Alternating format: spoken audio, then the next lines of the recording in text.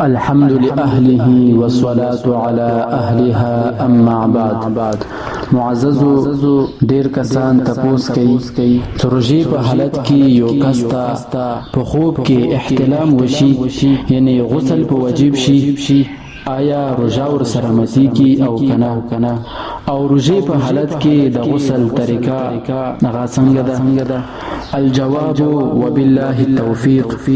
معززو روژې په حالت کې یو کس ته په خوب کې احتلام وشي، نو دې سره روژه هیڅ کله نه ماتیږي او په روژې کې دې سره هیڅ فرق هغه نه راځي.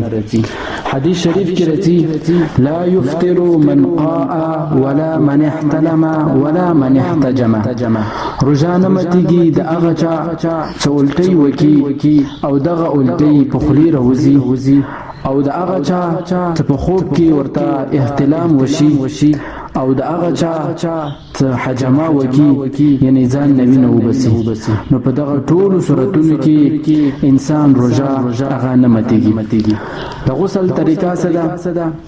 روژې نه علاوه د غسل طریقه دا ده چې خولې ته 3 ځلې اوبه چول او بیا غرغرې کول او بیا پوزې ته 3 ځلې اوبه چول په داسې طریقې سره چې د پوزې نرم هډوکي ته تریخوالی محسوسول او بیا ټول بدن باندې اوبه چول.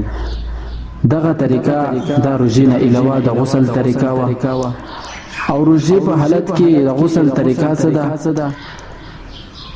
اول 3 ځلې خولې ته اوبه چول او غرغرې نه کول او بیا پوزې ته اوبه چول او د پوزې نرم هډوکي نه تریخول او بیا ټول بدن باندې اوبه چول. فتاوی علمگیری دغه لیکي والترتیب بین المزمزه والاستنشاق سنة. ترتیب د مزمزه او استنشاق، یعنی اول خولې ته اوبه چول او بیا پوزې ته اوبه چول دا سنت دي. والمبالغه فيهما سنة ايضا، او په دې دواړو کې مبالغه کول دا هم سنت دي، یعنی غرغرې کول او پوزې نرم هډوکي تریخول. صرف خولې ته او پوزې ته اوبه چول دغه فرض دي او مبالغه کول دا سنت دي.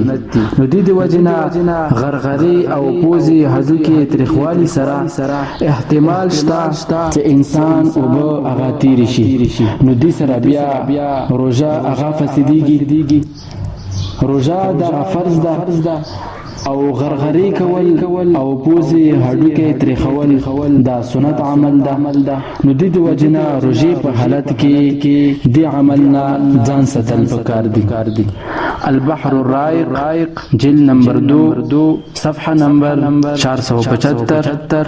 الدر المختار جلد نمبر 3 صفحه نمبر 421. فتاوی علمگیری. والسلام علیکم ورحمة الله وبرکاته.